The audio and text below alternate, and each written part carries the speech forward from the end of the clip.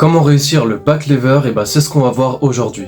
Si tu rêves de tenir cette position horizontale sous la barre, tu vas cliquer sur la bonne vidéo. Je vais te donner toutes les étapes et quelques conseils pour progresser en toute sécurité. Le back lever, c'est une figure statique où le corps est parallèle au sol, suspendu par les bras qui sont tendus derrière soi. Ça demande de la force, de la mobilité surtout au niveau des épaules et beaucoup de contrôle. La réalisation de cette figure nécessite quand même quelques prérequis, donc avant de te lancer, assure-toi d'avoir déjà une bonne force de base, donc pouvoir faire plusieurs tractions, plusieurs dips et plusieurs pompes, avoir une certaine mobilité au niveau des épaules, ça va être important, et donc du coup de préférence savoir déjà faire un exercice qu'on appelle skin the cat.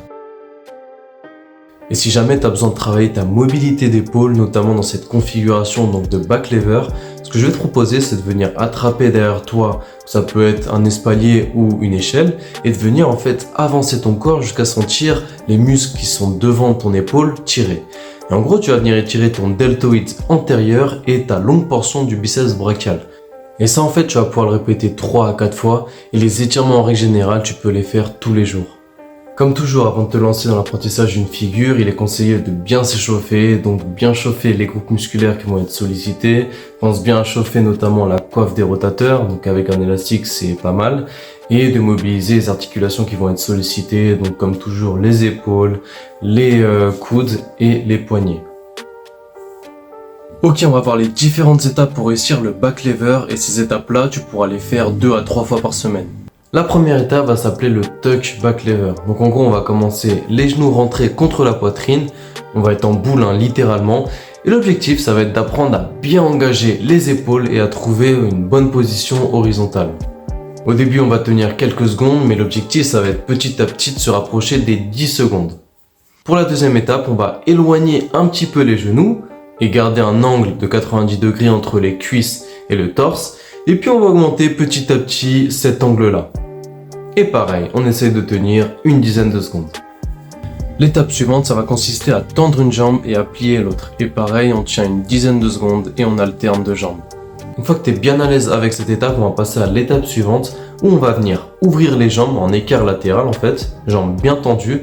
Et ça va être plus facile que le full back lever, mais ça va vraiment t'habituer à allonger le corps et être vraiment bien parallèle au sol.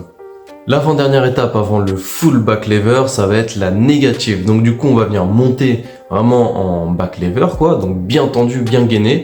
Et puis là, on va venir contrôler et ralentir bien la descente. Et si possible, on s'arrête à 90 degrés. Et la dernière étape, ça va être le full back lever. Donc on va venir tendre complètement les jambes et vraiment gainer tout le corps. Le corps doit être vraiment bien droit. Voilà, tu as maintenant toutes les étapes pour réussir le back lever et accroche-toi, franchement, le back lever c'est pas une figure qui est très compliquée. En réalité, elle est relativement simple et si tu es déjà sportif et que tu as déjà une bonne base, en vrai de vrai, tu peux l'avoir d'ici, je dirais quelques jours, voire quelques semaines. Alors maintenant, je vais te donner quelques conseils pour réussir ton back lever. Le premier conseil que je peux te donner, c'est d'avoir les mains assez proches de toi. En effet, il va pas falloir qu'elles soient trop écartées parce que sinon ça va être beaucoup trop difficile de maintenir son back lever. Alors que si elles sont plutôt rapprochées, si tu veux, il va y avoir tes bras qui vont venir serrer ton corps. Et du coup, ça va être beaucoup plus facile de tenir le back lever. Le deuxième conseil que je peux te donner, c'est de bien pousser les épaules vers l'avant et de bien engager ton muscle qui est situé à l'avant de l'épaule qu'on appelle en fait le deltoïde antérieur. Et mon dernier conseil, ça va être de bien serrer les abdos et les fessiers pour rester bien droit. Et en fait, le fait de serrer tes fessiers, ça va permettre une belle antéversion du bassin et ça va te permettre du coup de maintenir vraiment bien parallèle au sol. Voilà, maintenant tu sais comment faire le back lever et si jamais tu as des questions, n'hésite pas à me les mettre en commentaire, j'y répondrai avec plaisir.